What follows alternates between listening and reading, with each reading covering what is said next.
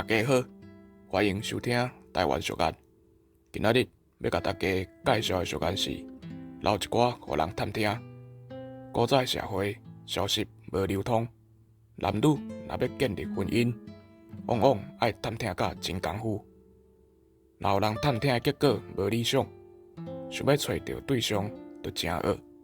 这句话嘛挺好用伫咧真侪所在，可比讲厝边头尾。平常时爱加来去，互相关心，有困难有要事，大家互相相帮伴。其实毋若厝边头尾，甲朋友、同事、同窗、partner 的中间，敢毋是拢安尼？所以咱爱先做互看，才讲互听，留一寡互人探听。